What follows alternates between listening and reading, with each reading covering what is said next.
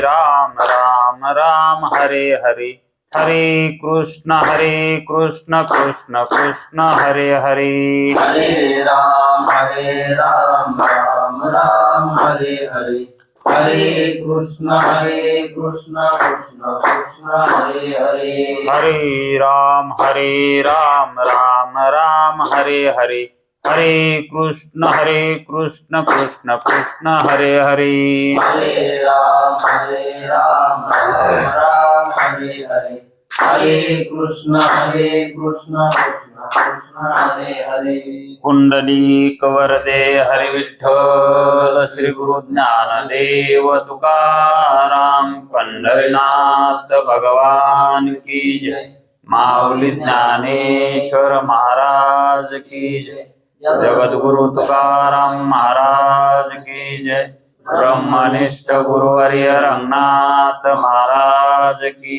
जय, श्री विनायकं गुरुर्नौमि साखरे नाम विश्रुतम्, येषां चरण सान्निध्यात् जीवा मुक्ता भवन्ति, साखरे वंश विख्यातं ज्ञानदान परायणम्, विनायकं गुरुर्वन्दे भवबन्धविमुक्तये,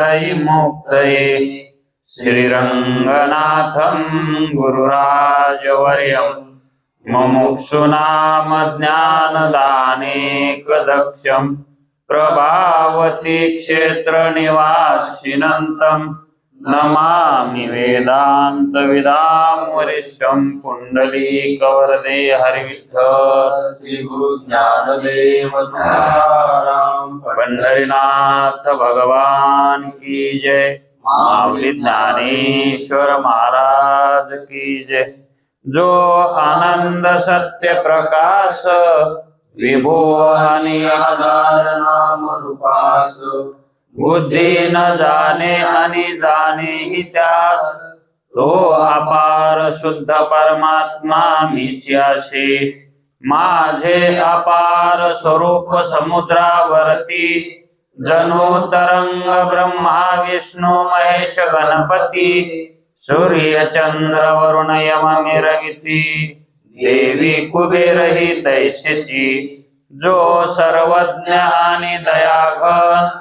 मुनी हृदयी ज्याचे करीते ध्यान, त्याचे बुद्धी उपाधी करुणा, नित्या भान मजची माझी होतसे, ज्याच्या अज्ञाने भाषे जगत, जसा दोरीवरी सर्प दिसत, परी द्वयी ठाई ना सर्प जगत, ते स्वतंत्र आणि स्वयं ब्रह्म मीच्याशी, पुण्य पुरुषी सदैव निष्काम, बोध प्राप्ती कारणे भजावा राम, तो मीची आहे आत्माप्त काम, तरी नमन कवना करावे म्या, जयांचे केलिया स्मरण, सकळ विद्येचे होय अधिकरण, तेची वंदू श्री चरण श्री गुरूंचे, ते नमस्कारोनी आता.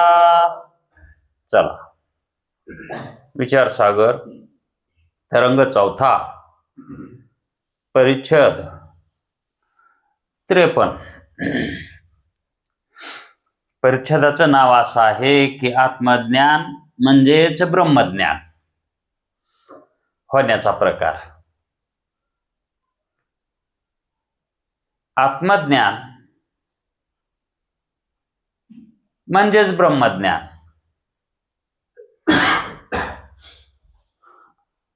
आत्म्याचं ज्ञान म्हणजेच ब्रह्माचं ज्ञान. कारण ब्रह्म आणि आत्मा हे जे दोन तत्व आहेत, हे दोन तत्व दोन नसून एकच आहेत. आत्मा ब्रह्मरूपच आहे, कारण ब्रह्मच आत्मरूप झालेला आहे, ब्रह्मच आत्मा आहे. जसा साक्षी, आत्मा, कुटस्थ ही जशी नावे आहेत, तसंच आत्मज्ञान म्हणजे आत्म्याचं ज्ञान, म्हणजेच कुटस्थाचं ज्ञान, साक्षीचं ज्ञान, आणि हे आभासाच्या अधिष्ठानाचं नाव आहे. आत्मा, साक्षी, कुटस्थ हे जे पर्यायी नावं आहेत, ही आभासाचं अधिष्ठाने आहेत. अधिष्ठानच, अनेक वचनही नाही.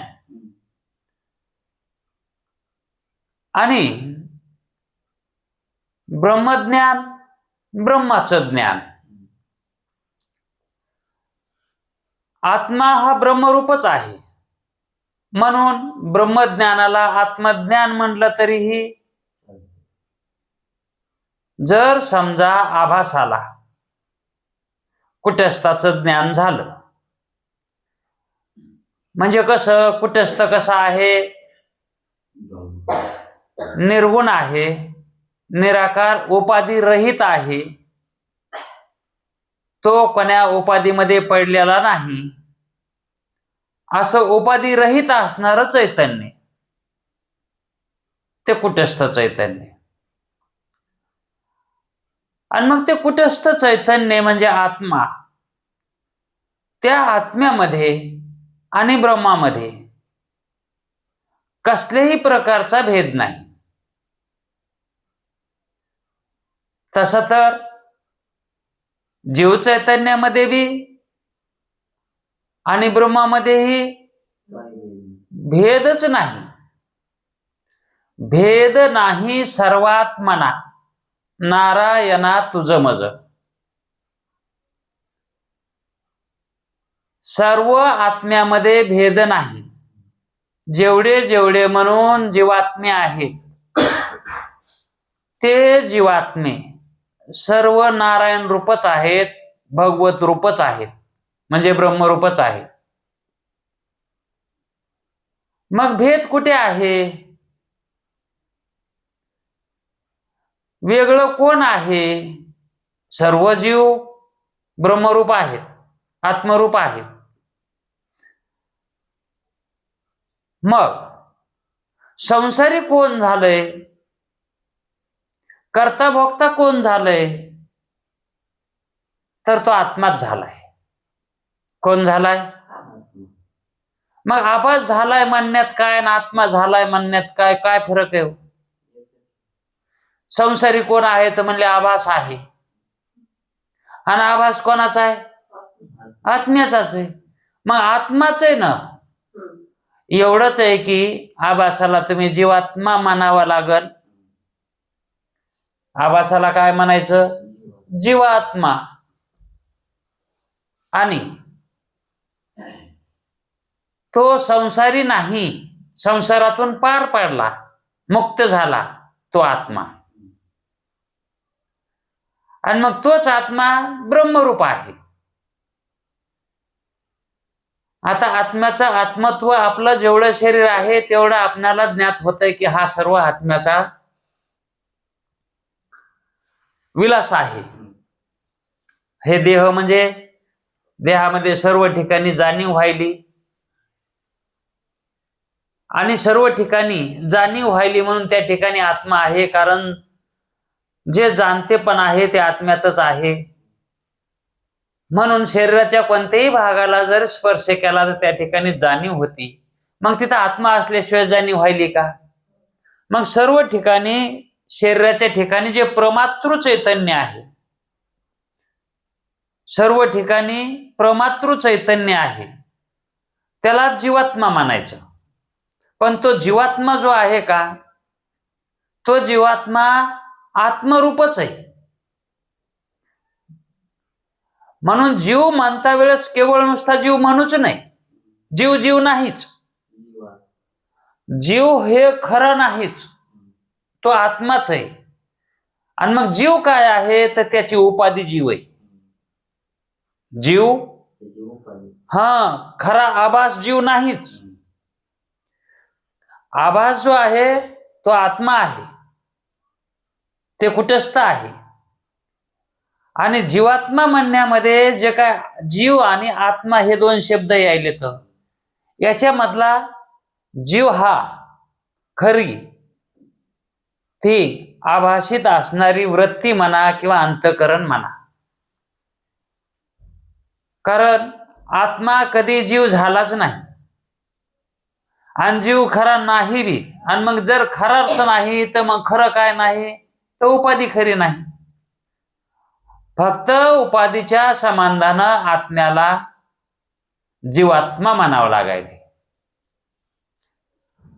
मग त्या आत्म्याचं ज्ञान जर करून घ्यायचं असेल, व्हावंसं वाटत असेल, तर हे कशानं होतं, कोण करून देतं आणि त्याचं ज्ञान कुणाला होतं? आत्म्याचं ज्ञान. आत्म्याचं ज्ञान होतं का? आणि जर होत असेल तर कुणाला होतं? हा मोठा वेदांत शास्त्रातला गूढ विषय आहे, गूढ. याचा हिशोब आपली वृत्ती अंतःकरण जसं जसं शुद्ध होईल तसा तसा याचा हिशोब लागतो. याचा हिशोब एकदाच लागत नाही. कारण ते कळण्यासाठी अंतःकरण त्या अधिकाराचं लागतं. मग आपल्याला वाटतं जसं बाह्य पदार्थाचं ज्ञान झालं आणि त्या ज्ञानाचा प्रकार कळाला, तसा आत्मज्ञानाचाही प्रकार कळाला की आत्मा मला धडधड डोळ्यानं दिसायला पाहिजे.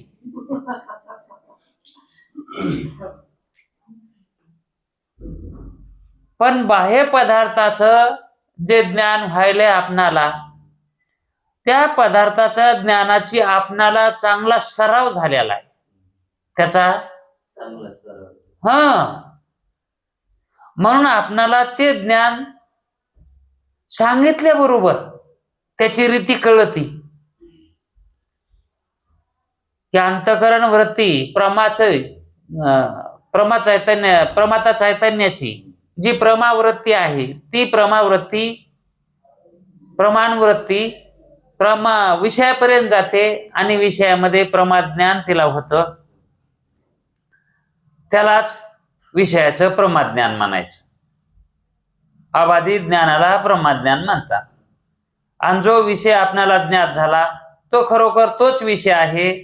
कितीही त्याची तपासणी केली तरी तोच निघतो, त्याच्या वाचून आणणे तो निघत नाही.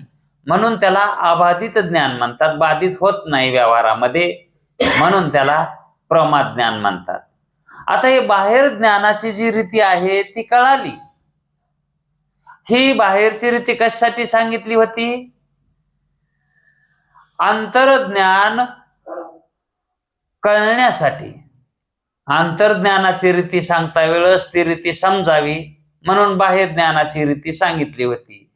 तर मग आता म्हणतात तुला आत्मज्ञानाची ज्ञानाची रीती सांगतो, प्रत्यक्षता नाही. फरक काय? फक्त रीत सांगायची.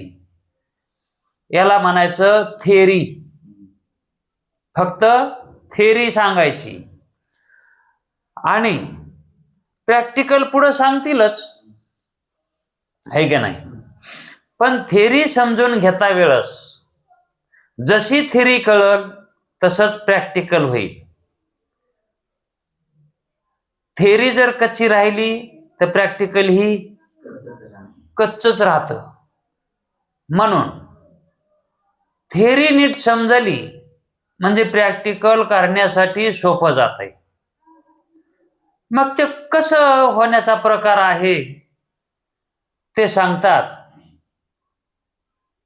की अगोदर म्हणतात ज्या करता म्हणजे ज्याच्या करता बाह्य पदार्थ ज्ञानाच्या प्रत्यक्षाची जी रीती सांगितली तुला, ज्याच्या करता बाह्य पदार्थाच्या प्रत्यक्ष ज्ञानाची रीती सांगितली, त्या आत्मज्ञानाच्या प्रत्यक्षाची आतारीती सांगतो. काय सांगायचं होतं अगोदर? हेच सांगायचं होतं. आत्मज्ञानाचीच रीती सांगायची होती आणि त्यानं तसाच प्रश्न केला होता की मला आता ब्रह्माचं ज्ञान व्हावं. आभासाच्या 7 अवस्था सांगितल्याच्या नंतर, कारण त्यावेळेस आभासा वाचून दुसऱ्याला कोणालाही ज्ञान होत नाही, आभासालाच ज्ञान होतं असं त्यावेळेस सिद्ध झालं. आणि ते सिद्ध झाल्याच्या नंतर ते शिष्यालाही पटलं की आभासालाच ज्ञान होतं, उपाधीला ज्ञान होत नाही, कारण ते जड आहे आणि चेतन भाग जो आहे तो आभासाचाच आहे, म्हणून आभासालाच ज्ञान होतं. आणि ते ज्ञान अपरोक्ष हे आभासाला होतं म्हणून सांगितलं, अपरोक्ष ज्ञान. मग ते अपरोक्ष ज्ञान आभासाला होतं असं सद्गुरूनं सांगितल्यावर त्याला वाटलं मग आता आपण ही लक्षण आपलं कुठं चाललंय? आभासावरच चाललंय, जीवात्म्यावरच चाललंय. मग आपणाला आत्म्याचं ज्ञान व्हावं असं जर गुरुजीला विचारलं तर चालेल, कारण म्हणतात ना ते आभासाला ज्ञान होतं म्हणून. तर मग आपलं लक्ष काय आहे? म्हणजे लक्षण आभास हेच लक्षण आहे. आणि मग आभासाला आत्म्याचं ज्ञान, कुटस्थाचं ज्ञान न व्हायला काय झालं? मग त्याने सद्गुरूला प्रश्न केला की गुरुजी, मग ते ज्ञान आभासाला होतं असं तुमचं तर मत आहेच ना? हो. मग मला आत्मज्ञान व्हावं अशी माझी इच्छा आहे. मग मला आत्मज्ञानाची रीती सांगा. मग ते म्हणले होते सांगतो, पण आत्मज्ञानाची रीती कळण्यासाठी तुला बाह्य पदार्थ ज्ञानाची कशी रीती आहे, बाह्य पदार्थ ज्ञानाचं कसं प्रत्यक्ष होतं त्याची रीती तुला अगोदर सांगतो. म्हणजे ह्याच्या प्रत्यक्षावर, बाह्य पदार्थाच्या प्रत्यक्षतेवर आंतरप्रत्यक्षता ही कळत असते. कारण अगोदर दृष्टांत सांगितलाय. बाह्य पदार्थ ज्ञानाची रीती सांगणं म्हणजेच हा दृष्टांतच आहे आणि त्या दृष्टांतावरून सिद्धांत करायचा. कशाचा? आत्मज्ञानाच्या प्रत्यक्षाच्या रीतीचा. मग आत्मज्ञानाची प्रत्यक्षाची रीती कशी आहे हे जे सांगायचं होतं त्याच्यामुळे अगोदर बाह्य पदार्थ ज्ञानाची रीती सांगितली होती आणि ज्याच्याकरता सांगायची होती ते आता तुला सांगतो. याच्याकरताच ती सांगितली होती. तेव्हा अंतःकरण वृत्ती शरीराच्या आत असणाऱ्या आत्म्याचे प्रत्यक्ष ज्ञान होते. शरीराच्या आत आत्मा कुठे आहे? शरीराच्या आत आहे. बाहेर नाही का? आत हरी, बाहेर हरी. हरीने घर कोण दिले? हरीची याद असा, हरी दाही दिशा. मग हरीचं स्वरूप असं आहे ना, तर मग या ठिकाणी शरीराच्या आत असणाऱ्या आत्म्याचे प्रत्यक्ष ज्ञान होते असं जे म्हणायले ते शरीराच्या आत असणाऱ्या. मग बाहेर का आत्मा नाही का त्याचं ज्ञान सांगायचं ना. पण ज्याला ज्ञान करून द्यायचं आहे तो आत्मवानच आहे. आत आणि बाहेर म्हणायची काही आवश्यकताच नाही. ज्याला ज्ञान करून द्यायचंय का, ज्याचं ज्ञान करून द्यायचंय का तोच आत्मा आहे. म्हणजे आत्म्यालाच काय करायचंय? आत्म्याचं ज्ञान करून द्यायचंय. मग ज्याला आत्म्याचं ज्ञान करून घ्यायचंय का त्यानं आत्मा कोठे मानला याच्यावर अवलंबून असत. तो बाहेर मानतो का आत्मा? मग त्याला आत्मा आत मानलेला आहे. जो आत आहे, मा म्हणजे मी, अहम, ते मी आत आहे असा तो आत्मा, माझा आत्मा आत आहे, असंच प्रत्येक जीवाला काय आहे, समज आहे. पण त्याचा आत्मा आतही आहे आणि बाहेरही आहे. पण असं व्यापक दृष्टीनं ज्ञान अगोदर होणं शक्य नाही. मग त्यानं ज्या ठिकाणी तो मानलेला आहे तो कसा आहे, अज्ञात आहे. मग तेच ज्ञात करून द्यायचं आहे. मग त्यानं जिथं मानलाय तिथलं ज्ञात करून द्यायला सोपं जाईल. मग त्यानं आत मानलाय, मग आतल्याच आत्म्याचं ज्ञान करून द्यायचं. मग आतल्याच आत्म्याचं जर करून दिलं तर त्यानं जो आताच त्यानं त्याचा आत्मा मानलाय का, तोच आत्मा त्याला ब्रह्मरूप वाटेल, किंवा तोच जीव ब्रह्मरूप होईल, आत्मरूप होईल. त्याला ज्ञान करून द्यायचंय ना त्याच्या आत्म्याला. आणि त्याचा आत्मा त्यानं वेगळा मानलेला आहे, व्यापक मानलाही नाही. मग त्याचा आत्मा कुठे, आत आहे. म्हणून त्या ठिकाणी ते म्हणले आत, शरीराच्या आत असणाऱ्या आत्म्याचे प्रत्यक्ष ज्ञान होते त्यावेळेस, तेव्हा अंतःकरण वृत्ती बाहेर जाण्याचे काहीही कारण नाही. आता दृष्टांतामध्ये वृत्ती बाहेर जाऊनच पदार्थाचं ज्ञान घेते हे सांगितले. तसं मग आता आत्मा आत तर वृत्ती बाहेर काढायची काय गरज आहे का?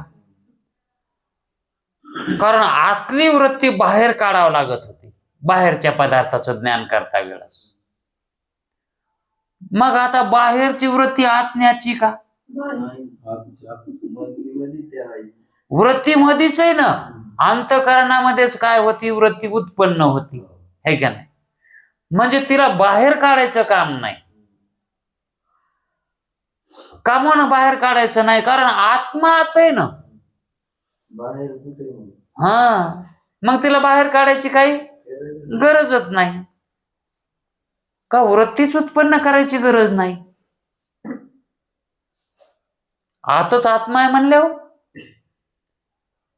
कसं सांगतात पहा.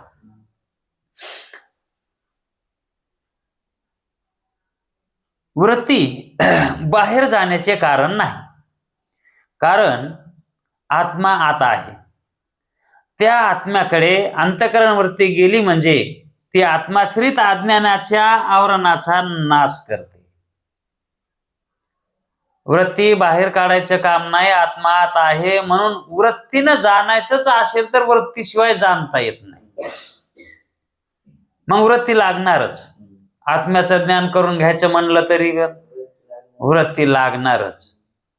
मग ते म्हणतात अंतःकरण वृत्ती ही आत्म्याकडे गेली असता त्या ठिकाणी आत्म्याच्या ठिकाणी असणारं जे अज्ञान आहे, आता अज्ञान कोणाच्या ठिकाणी मानावं लागायले, है का नाही? म्हणजेच आत्म्याचं ज्ञान होता वेळेस त्या आत्म्याला जे काही झाकाळून टाकलं आहे त्या अज्ञानानं टाकलाय, है का नाही? मग जीवाला त्याचं ज्ञान व्हाय नाही, कुणाचं? आत्म्याचं व्हाय नाही, आभासाला कुटस्थाचं व्हाय नाही. मग खरं आवरण आभासावर मानायचं का कुटस्थाच्या ठिकाणी मानायचं? दोघांच्या मधात आहे. खरं आवरण कुठं आहे? वास्तविक पाहता त्याच्यावर बी नाही आणि याच्यावर बी नाही. हा, मधात भिंत आहे दोघाच्या, है का नाही?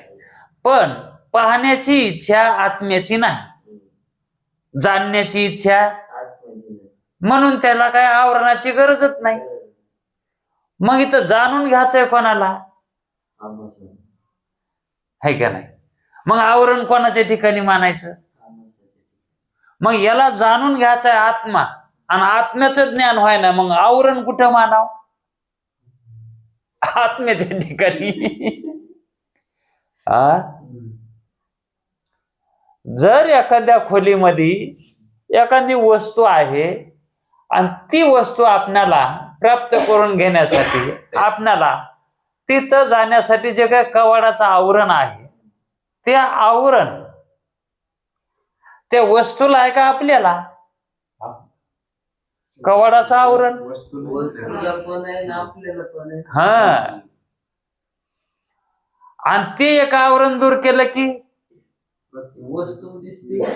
आवरण दोघाचं गेलं का एकाचं गेलं? पण त्या कुठं असताना मानलंच नव्हतं ना, त्यानं मानलंच नाही ना आवरण. आवरण मानलं कोणी? जो पाहायला निघालाय का, आहे का नाही? भूक भाकरीला लागती का भाकर खाणाराला लागती? तसं ज्याला भूक लागली त्याला भाकरीची गरज आहे. भाकरीच्या ठिकाणी कुटस्थ धरायचा. तसं भूकवान हा आभास आहे आणि त्याला आत्म्याची प्राप्ती करून घ्यायची, है का नाही? मग आवरण हे स्वरूपाच्या ठिकाणीच आहे आणि त्या याचं स्वरूप काय आहे? कुटस्थ आहे. आभासाचं स्वरूप कुटस्थ स्वरूप आहे त्याचं खरं. आणि मग स्वरूपाच्या ठिकाणी सांगते तर आवरण कुठं सांगते तर चैतन्याच्या आश्रित, है का नाही? पण जीवावर आवरण आलंय, जीवावर आवरण आलंय असं जे म्हणते, कारण तो जीव त्या आत्म्यापासून वेगळा झाल्यामुळं अज्ञानाचे कार्य करायला आहे. कार्य कसे करायला आहे तो? हा, मग अज्ञान आहे का त्याला? जीवाला फक्त अज्ञानाचे कार्य करायला आहे तो. मग तो अज्ञानाचे कार्य कशामुळं करायला आहे? त्या अज्ञानाच्या कार्याला कारण अज्ञान मानावंच लागेल. मानल्याशिवाय संगतीच लागणार नाही, है का नाही? पण अज्ञान त्याच्या ठिकाणी आहे का? मात्र कार्य अज्ञानाचे व्हायलेत. संसार करायला त्या अर्थी अज्ञानाचे कार्य व्हायलेत. कारण संसार करणं म्हणजे अज्ञानाचे कार्य आहेत, है का नाही? कार्य म्हटलं की अज्ञानाचेच आले. कोणते बी कार्य करू द्या ना, परमार्थातलं कार्य जरी केलं तरी कार्यच आहे ते. मग कार्य म्हटलं की त्या ठिकाणी अज्ञान मानावंच लागतंय. पण ते कुठं मानायचं? चैतन्याच्या ठिकाणी आश्रित मानायचं. कोण्या चैतन्याचे आश्रित मानायचं? आभासाच्या का कुटस्थाच्या? आत्म्याच्या का जीव चैतन्याच्या? आपल्या का ब्रह्माच्या? आपल्या का ब्रह्माच्या? कोणाच्या आश्रित अज्ञान आहे? ब्रह्म आपल्याला कळत नाही, ब्रह्म आपण जाणत नाही. मग हे अज्ञानानं जाणत नाही. अज्ञानानं जाणत नाहीत का त्याचं ज्ञान नाही म्हणून जाणत नाहीत?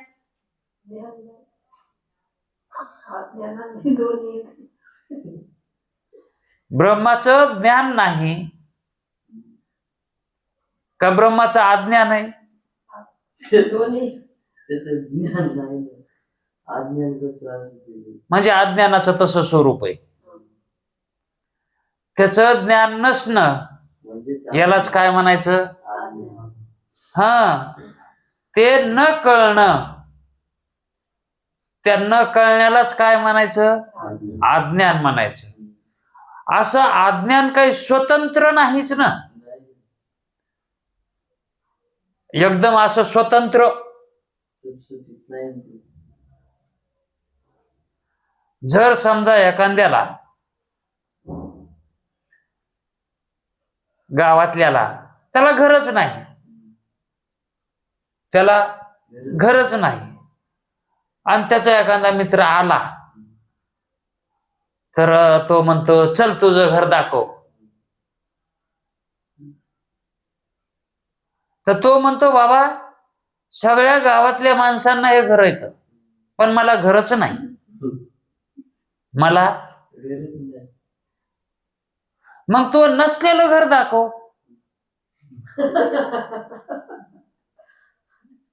हा तुझं जे तुला घर नाही ना ते मला दाखव. आता ते म्हणतो मला घरच नाही, ते म्हणते मग नाही ना तुला घर, मग ते नाही ते दाखव ना. आता नाही ते कसं दाखवा, मग तसं अज्ञान कसं आहे, मग कसं दाखवा, कोणाच्या ठिकाणी सांगाव ते. अज्ञानाचं असं स्वरूप आहे, नाही पण आहे. हा ते असं आहे. मग त्याला म्हणायचं उगच. ते अज्ञान कसं आहे, उगच आहे ते त्याला काही धारा नाही, धागा नाही, धोरा नाही, काय नाही. पण कार्य मात्र व्हायला येतं म्हणून हाय म्हणावं लागतंय.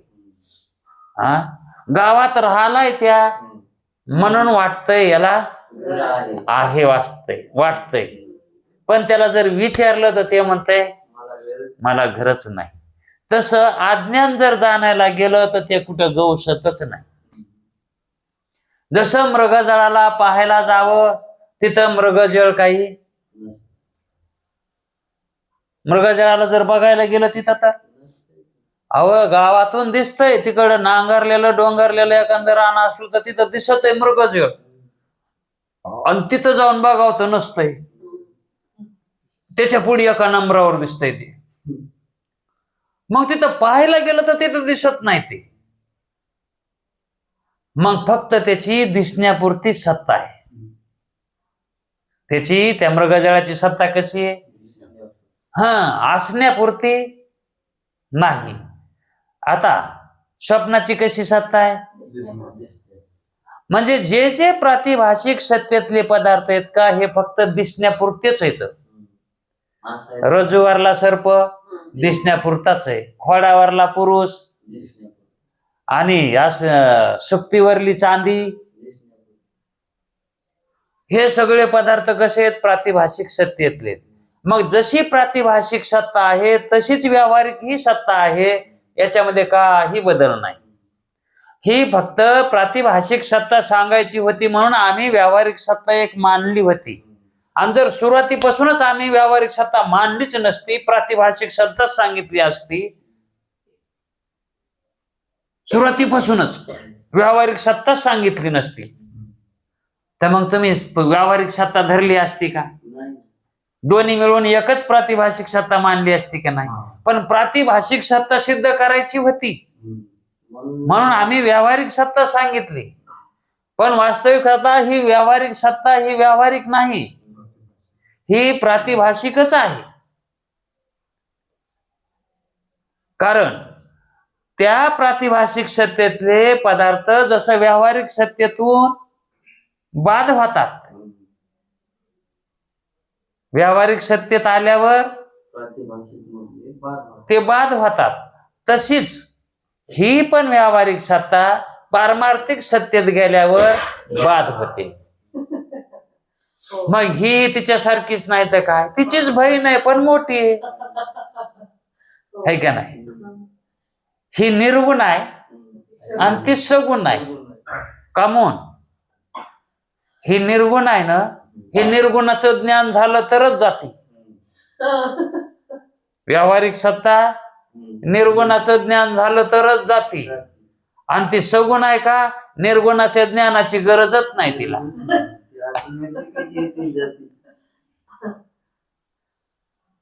तिला जाय म्हणलं की जाते. तसं प्रातिभाषिक सत्ता आणि व्यावहारिक सत्ता ह्या समजण्यामुळे सांगितलेल्या आहेत. वास्तविक पाहता ह्या सत्ता कशा आहेत, अनिर्वचनीय मिथ्या आहेत. ह्या सत्ता अनिर्वचनीय मिथ्या आहेत. तसंच अज्ञान कसं आहे, मग अनिर्वचनीय मिथ्याच आहे. मग मिथ्या पदार्थ जसा धरू जाता संग तव तव होय बाधक, त्याचा बाध होतो. धरायला जावं तर बाद होऊन त्याचा बाध होतोय. मृगजळाला धरायला जावं, बाद. नाहीतर एखादा कोळी काय करतो, मृगजळ दिसायले चला गडे मासे धरायला जाऊ, तिथं जाळं घेऊन जातो, पण त्याला मृगजळाचं काय त्या ठिकाणी रान भेदलेलं सुद्धा दिसत नाही, कारण त्याचा बाध होतो तिथं गेला की. पण कशानं तिथं प्रत्यक्षता झाली तर तसं आत्माचं प्रत्यक्ष ज्ञान आपल्याला करून घ्यायचं आहे. आत्म्याच्या प्रत्यक्षाची रीती ही जाणून घ्यायची आहे. मग ती रीती कशी आहे, तर ती रीती ही उपाधीला म्हणजे वृत्तीला धरू नये. कारण जाणायचं म्हणल्यावर वृत्ती लागती, उपाधी लागती, विशेषण लागत हे का नाही. कोणाला लागत आहे? चैतन्याला. कोण्या चैतन्याला? ज्याला जाणून घ्यायचंय त्या चैतन्याला. मग कोण्या चैतन्याला जाणून घ्यायचंय? जीव चैतन्याला, है का नाही. कारण त्याला विसर कोणाला पडलाय? जीव चैतन्यालाच विसर पडलाय की मी कुटस्थ रूप, त्याला वाटा नाही. मग त्याला कुटस्थाचं ज्ञान करून घ्यायचंय म्हणजे आत्म्याचं ज्ञान करून घ्यायचंय. मग कशानं करून घेणार तो? रीती कोण्या रीतीनं करून घेणार? जाणायचं म्हणल्यावर वृत्ती लागणारच, अंतःकरणाची वृत्ती लागणारच. मग वृत्तीला घेऊन तो आत्म्याकडे जाणार. इथवर खरंय, बराबर आहे. मग तिथं गेल्याच्या नंतर वृत्ती काय करील? जो काय अज्ञान आहे त्याच्या आश्रित मानलेलं, मी ते जाणीत नाही, मी जाणीत नाही. अहो तिथं कशाचं आलं अज्ञान? मी जाणीत नाही, मी जाणीत नव्हतं, मला दिसत नव्हतं, मला कळत नव्हतं, हेच अज्ञान, दुसरं काय? आणि मग आता बसतोर हे 40-45 आपण जे ऐकले त्याच्यात काय केले? जे कळत नव्हतं तेच कळून घेतलंय ना.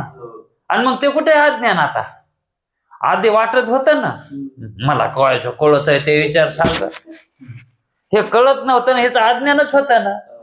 मग हे कुठे गेलं अज्ञान? आता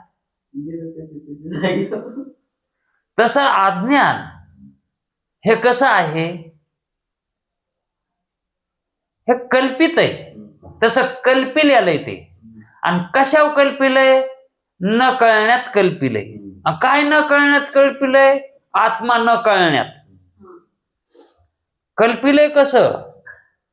ज्ञान न कळण्यात अज्ञान कल्पिलंय. ज्ञान न कळण्यात.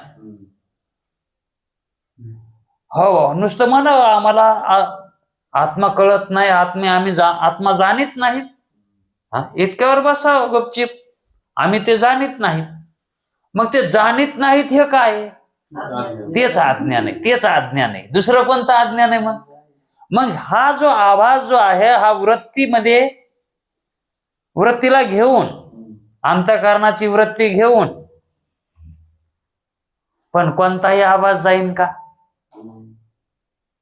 वृत्तीला घेऊन हो. आता संसारिक जीव आहे समजा, आणि त्यानं चलत चलत ऐकलं की आभास वृत्ती घेऊन गेला की त्याला आत्मा जाणता येते. आणि मग तो संसारिक जीव जर म्हणलाच, ए वृत्ती चल आत्मा जाणते, ए चल कोण आहेस तू, काय म्हणेल ती, हट, काय म्हणायला तू, चलय म्हणेन ती, ए चलय, ऐकन का त्याच ती? मग आपण त्या वृत्तीसोबत पारमार्थिक सत्तेतल्या काही गोष्टी केल्यात का? आत्मा जाणून घेण्याचं काही श्रवण केलंय का? रीती जाणून घेतली का? तिला, त्या वृत्तीला तशी सवय लावली का? तिच्यामधले दोष काढलेत का? अशी वृत्ती आपलं ऐकन. कोणती बी वृत्ती कशी ऐकन हो? सगळ्याच्याच बायका थोडंच नवऱ्याचं काम ऐकत, सगळ्याच्याच. तांबरून उठून घ्या येत नाही का? असं म्हणणारे आहेत ना. तसं वृत्त्या जीवाच्या म्हणणार आहे. हा काय म्हणायलास तू? मग तसं ती वृत्ती, कोणाची वृत्ती कोणाला साथ देणार? ज्याला ज्या आभासानं, साथ नाही. ज्या जीवानं काही साधन केले, तर कोणते? विवेकादी साधन. तशीच वृत्ती ती आत्मतत्व जाणण्यासाठी निघेल, नटून निघल, है का नाही? आणि मग ती वृत्ती जर घेऊन गेलं तर त्या ठिकाणी जे जाणत नव्हतो त्यावेळेस ती वृत्ती त्या आभासाला जाणून देईल, है का नाही? कारण त्या वृत्तीमध्येच कळत आहे की आत्म्याचं स्वरूप कसं आहे. मग त्यावेळेस जाणता वेळेस ती वृत्ती म्हणेल की तूच आहेस आत्मा, तू कुठे जाणायला निघालास? ती वृत्ती काय सांगल? सत्य जे जे काय म्हणून तुला जाणायचं होतं ते तू कोण आहेस आणि तू कोणाला जाणणार आहेस? तुझ्याशिवाय कोण? तुझ्या ठिकाणी जाणणे पण आहे का नाही हे सांग आधी. वृत्ती बोलती बर का, पण तिला बोलाता आलं पाहिजे. आपल्याला मन बोलत आहे पण त्या मनाला बोलत आलं पाहिजे. हा त्याच्या संग आपल्याला बोलता आलं पाहिजे. ते बोलत आहे त्याचं काही नाही, आपल्याला त्याच्या संग बोलता आलं पाहिजे. तशी वृत्ती सुद्धा, बोलत मन म्हणजेच वृत्ती आणि वृत्ती म्हणजेच हा ते बोलत आहे पण आपल्याला बोलता आलं पाहिजे. ते म्हणतात ना, रानात गेल्यावर रान काम सांगत आहे फक्त पण आपल्याला कळालं पाहिजे त्यानं काम सांगितलेलं खरंय का नाही. रान काम सांगत आहे का नाही, पण रानातच नाही गेला तर रान कोणाला काम सांगत? कसं सांगा. तस तो परमार्थात आलाच नाही तर ते मन कसं बोलन? मग मन म्हणजेच वृत्ती आणि त्या मनाच्या साह्यानं आत्म्याशी संयोग होतो. कोणाच्या साह्यानं? मनाची. त्या वृत्तीच्या मनाच्या साह्यानं आत्म्याशी संयोग पावता येतंय, पण इंद्रियाच्या साह्यानं येत नाही. आत्म्याचा संयोग होत नाही. कारण ही इंद्रिय कशी आहेत? स्वतंत्र नाही. जड पदार्थाचा संयोग करून देणारी आहे, कल्पित पदार्थाचा संयोग. संयोग करून देणारी आहेत. चेतन पदार्थाचा संयोग करून देत नाहीत. का म्हणून बरं देत नसतील? ते जड आहेत ना. हा ते जड आहेत. तेच चोर आहेत. चोराचं नाव कसं सांगतील ती? नाही. म्हणून जडापासून चेतनाचं प्रकाशन होतच नसतंय. म्हणून ही इंद्रिय हे चेतनाचं ज्ञान करून देत नाही. म्हणून ही पाचही ज्ञानेंद्रिय जी आहेत ही ज्ञानेंद्रिय व्यवहारासाठी उपयोगाची आहेत. कशासाठी? व्यवहार करण्यासाठी. मग परमार्थ करण्यासाठी कोणतं इंद्रिय लागतंय? तर मन, बुद्धी, चित्त, अहंकार हे जे तत्व आहेत चार, ह्या तत्वाला धरूनच वृत्ती म्हणायचं. मग ही वृत्ती फक्त परमार्थ आत्मज्ञान करून द्यायला सहाय्यकारी आहे. म्हणून तिनं जाणता येतो, याने नाही. म्हणून मनानं जाणता येतो, मनाच्या वृत्तीनं जाणता येतो, बुद्धीच्या वृत्तीनं जाणता येतो. म्हणून तर म्हणलंय बुद्धी जाणे आणि जाणे इतिहास. न जाणे ही त्यास. मग आता जाणे, कोणती बुद्धी जाणे, कोणतं मन जाणे? जे शुद्ध अंतकरण वृत्ती त्या मनाच्या सोबत तिनं संग केला तर ती वृत्ती, ते मन जाणते, ती बुद्धी जाणते. आणि न जाणे कोणती? जर जाणून त्या ठिकाणी अविद्या शिल्लकच राहिली नाही, अज्ञान शिल्लक राहिलंच नाही, वृत्ती वृत्ती म्हणून तिथं राहिलीच नाही, मन मन म्हणून राहिलंच नाही जाणल्यावर. कारण ते जाणल्यावर हे कशाला राहते? बुद्धी कवर बी कशी जाणील त्याला? अहो सूर्य पाहू देत नाही त्याच्याकडे आपल्याला सारखं. हा, आपली वृत्ती तिथं राहत नाही सारखी. तर तो आत्मा तर त्याला प्रकाश देणार आहे, प्रकाश देणार आहे सूर्याला. सूर्य तरी परप्रकाशित आहे आणि तो तर स्वयंप्रकाशित आहे. असा तो स्वयंप्रकाशित असणारा आत्मा, आणि त्या ठिकाणी बुद्धी कवर तर धरील, वृत्ती कवर तिथं स्थिर राहील. त्याच्या ठिकाणी जे स्थिर झालंय की ते तद्रूपच करून टाकतंय. त्याच्या ठिकाणी त्याच्यासारखंच करून टाकतंय ते. अहो अग्नीत एखादी माशी पडू द्या, चिलट पडू द्या, ते अग्नी त्याच्यासारखंच करून टाकतंय, है का नाही? तसा आत्मचैतन्य आहे.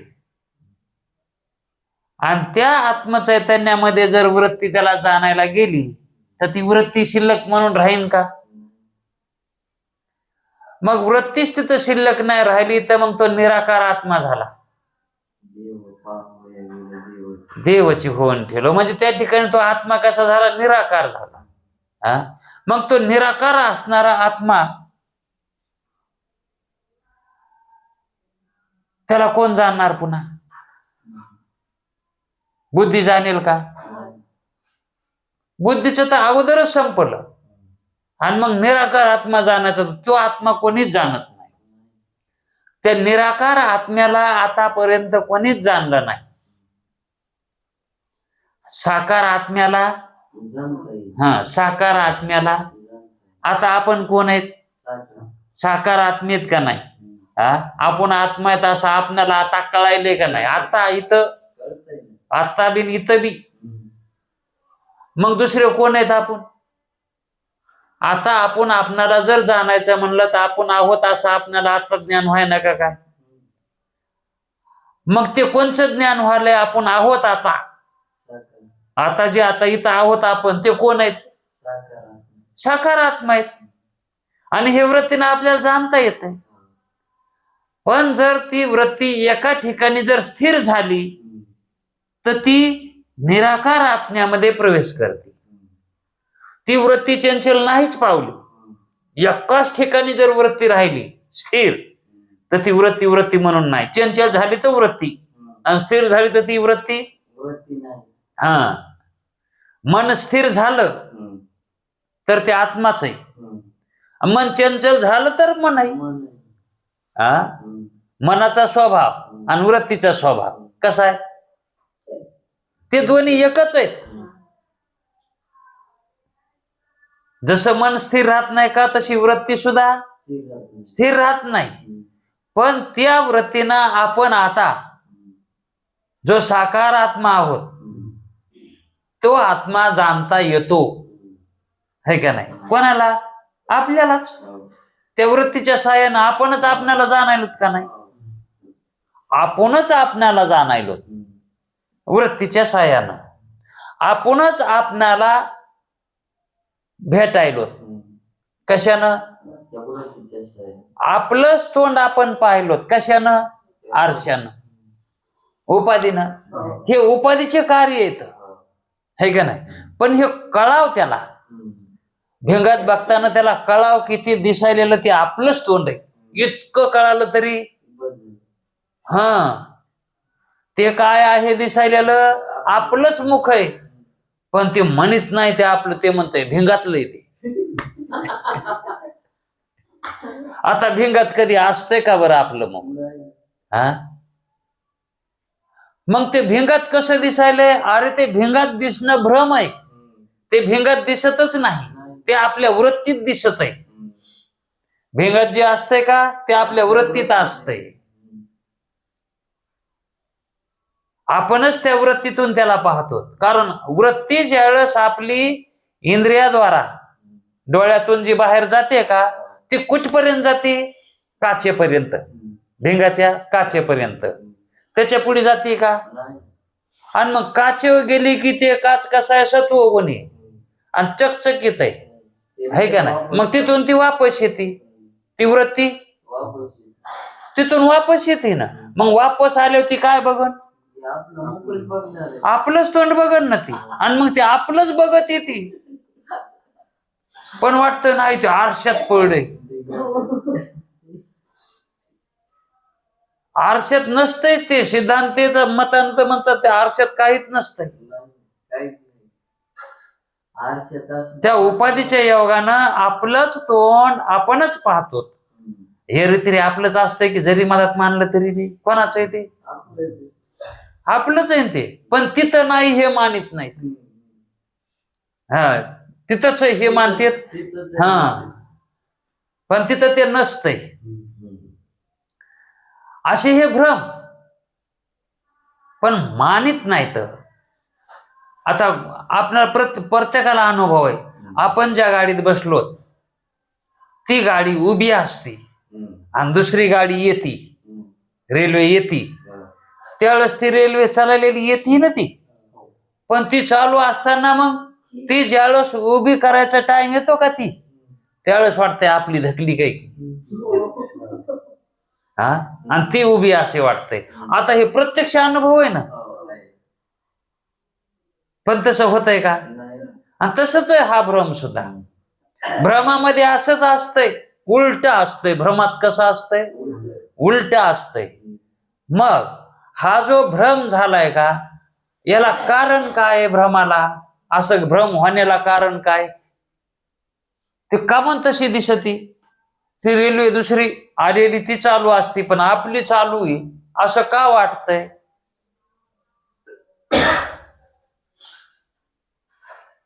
काहीतरी कारण असेल ना याला. आणि जर समजा काहीच कारण नाही गवसलं धुंडून धुंडून उगच म्हणायचं. हा शेवटी कारण जे कारण सांगतोत का ते कारण सुद्धा शेवटी काय करतंय, माघारी घेतय. ते शेवटी म्हणतंय ते बी मला नाही माहित. मग शेवटी मग म्हणावं लागतंय उगच. हे मृगांबू हा काय होय काय ती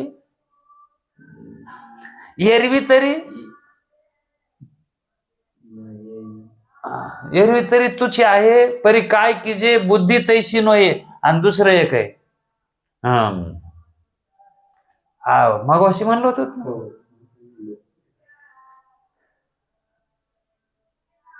म्हणजे हे वाऊगे मृगांबू जैसे.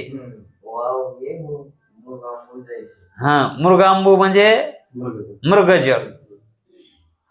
हे वाऊगे याला काही कारण नाही, हे उगच उगत दिसत आहे. तसं हे जे भ्रमामध्ये जे आपल्याला प्रतीतीला येत हे उगच आहे. आणि ते उगच असतंय का तेच भ्रम असतंय. आणि त्यालाच मिथ्या म्हणतात आणि त्यालाच अनिर्वचनीय म्हणतात. हे उग जे असतंय ना ते हा दोरीवरचा सर्प उगच आहे का नाही, ते खरं आहे का ते आहे का नाही. हे उग आहे आणि ते उग म्हणून कळा, उगच आहे म्हणून कळा. उगच आहे म्हणून म्हणतो का आपण त्याला काहीतरी कारण लावतो है का नाही. मग काहीतरी कारण लावलं की मग अज्ञान मानावं लागते का नाही. हा कारण काय आहे तेच अज्ञान आहे ना. हा मग कारणच लावणी उगच म्हणाव काही झालं की हो कुठे चाललास रे गावाला, कशाला उगच उगच म्हणायचं. मग ते समजून घेते अरे काहीतरी महत्वाचं आहे ते सांगा नाही काय की म्हणजे त्याला कळत नाही हे उगच काऊन म्हणलाय. असं हे सगळा प्रपंच उगच आहे. सिद्धांताच्या दृष्टिकोनातून जर बघितलं ना हे याच्यामध्ये ह्या सृष्टीमध्ये जे करायलेत ना हे सगळं हे उगच आहे. वास्तविक पाहता उगाच आहे. हा पण आता टाटानं किती कमीलंय, अंबानीनं किती कमीलंय, का म्हणून इतकं कमीला असं? उगाच. बरं त्याला विचारल्यावर काय सांगत? ते उगाच म्हणणार आहे. काय म्हणणार आहे?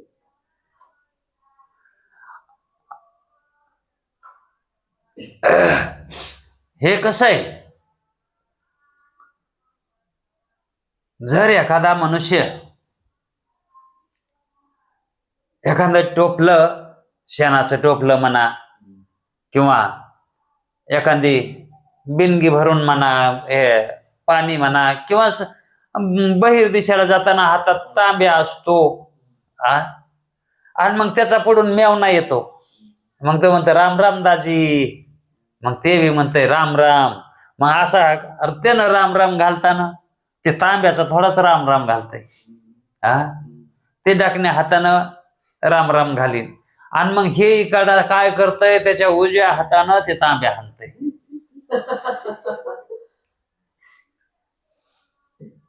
त्याच्या हातातला तांब्या चालतंय. पाडून टाकतंय. का म्हण? काय काय याच्यामध्ये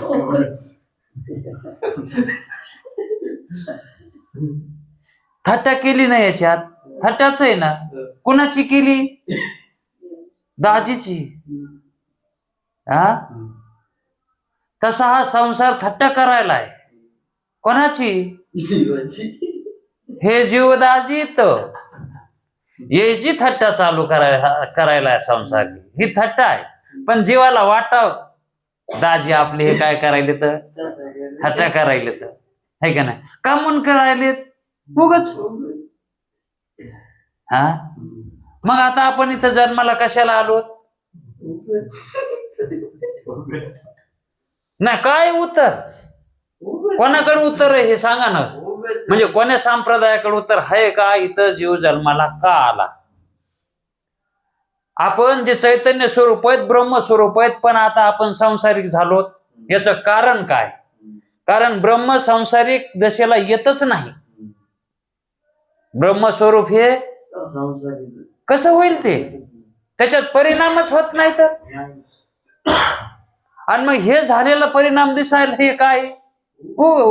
हेच उत्तर आहे खरं त्याचं, है का नाही? मग खरे आपण कोण आहेत?